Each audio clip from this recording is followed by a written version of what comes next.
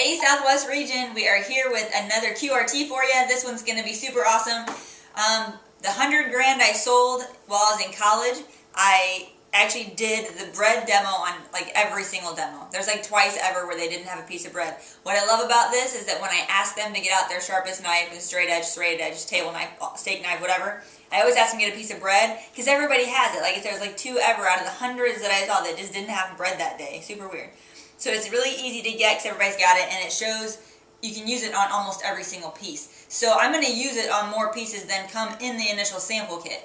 But if you can get your hands on the additional pieces by winning them in the fast start, putting up a competition with your manager, whatever it takes, buy them at 50%, go on Vector Connect and get whatever samples you can get more pieces to show because it makes a difference. But I'm going to show you how to use them once you do have more pieces. And until then, just use the ones that you have. Okay? And I'm here with Rusty Shackelford. He's going to be my customer so that he can show you when I'm going to do it just like I do it with the customer, and he's just going to follow along. So, you cover the paring knife. You don't use the paring knife on bread. There's really no use for a paring knife on bread.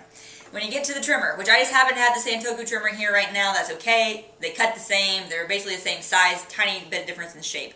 So when I get to that part, I cover the trimmer and how awesome it is, and then I go, now Rusty, just to show you exactly how it works. So, and you ask them if they've ever cut bread before, and they go through yes, or like it's so hard because it's so soft and it smashes. So I cut off the corner, and then I stand it up, and then I show them how you can cut down the corner, and it doesn't smash it. And by the way, customers are usually very impressed with that. And then of course, even after they say how impressed they are, I'm very impressed with that.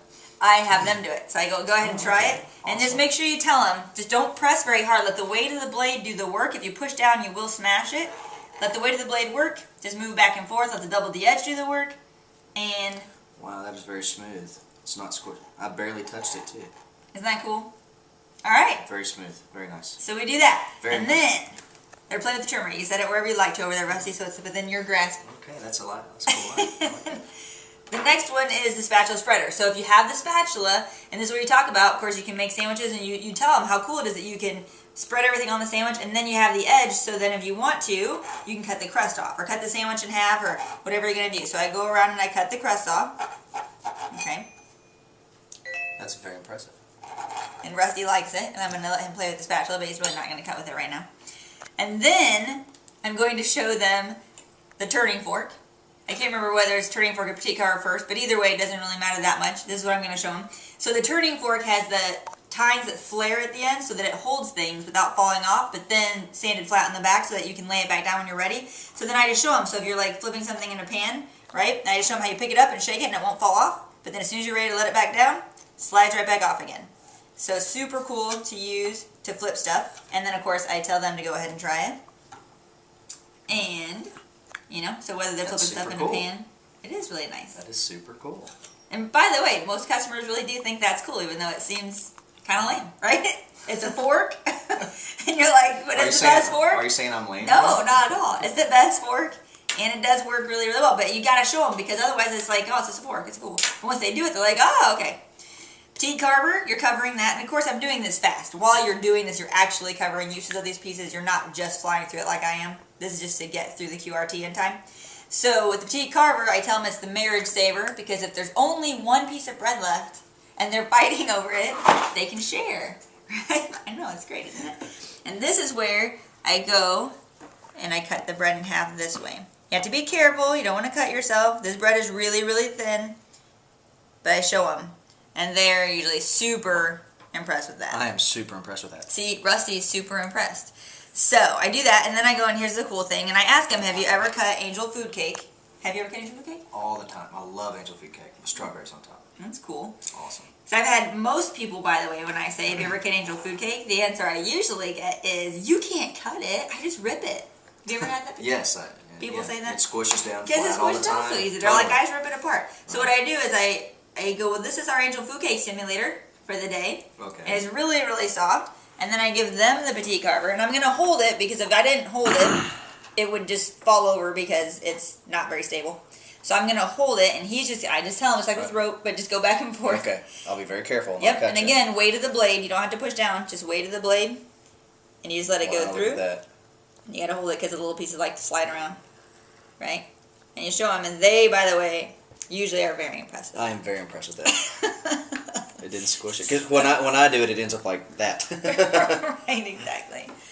So that's bread. So like I said, you have them get a piece of bread out, you use all the different pieces, you show them how cool it is, and then what I really like about it too is it's super easy to clean up. It's not, I mean, you should definitely be cutting other stuff too if you can get tomatoes and all that, but bread's easy to clean, polishing cloth takes care of it. That's your QRT for the day, which I don't know if I have time left, but I'll tell you just because I usually ask all the other FSMs and CSPs, which you've already seen Patton's QRT. Rusty's, I forgot. He goes by Patton also. But one of my favorite things about, well, some of my favorite things about being a rep, of course I paid for college working with CUTCO. I was on my own paying for college, and I graduated debt-free with awesome grades because I was able to focus on school and have a flexible schedule and all that. And every time my semester changed and then summer came around and all this stuff, I could always change my work schedule around it because I worked with CUTCO, which is very exciting. So I love the flexibility. I love the product. I think you need to be enthusiastic about it because someone should at least at some point comment like, wow, you really like this stuff, or wow, you're so excited. Something they should notice that you really like it because that enthusiasm is really contagious. So be enthusiastic. I love the product. I love the flexibility. Pay, of course, is great. It helped me pay for school. And it's hard to choose. There's so many things, right? And I love the travel and the conferences. The events are probably some of the best things, you guys. I know there's a lot of events coming up in every division. You've got Summer Conferences 1 coming up. Push weeks are in full swing. You gotta go. Honestly, if you don't go to an event like SC1, you're choosing not to use one of the best resources the company provides to really increase your skills and make more money and have more fun and all that stuff. Like, I really believe if a rep is choosing not to go to a conference, they're really choosing not to do well, like not to have as much success as they really could have. Because when I talk to people like Patton and Josh and Curtis and all these other, and Jason and Jenny, I could list them on and on and on. But when I talk to them about what really made a difference in their development here as FSMs, I always hear two things. One is the other FSMs they talk to and keep in touch with, and the other is the conferences. And usually they meet those other FSMs at the conferences, and that's how they keep in touch. So that's just two things you get out of it. There's so much more. So make sure that you go to your conference. I'm telling you, you're going to miss out. If you don't go, you're going to kick yourself later when you see everybody else kicking your butt because they went. So get to your conference. Go to Vector Connect and sign up. Ask your manager about it if you need to. QRT done for today. Check out the next one. Have a good day. Bye. Thanks, Rusty. I feel like Rusty Patton was.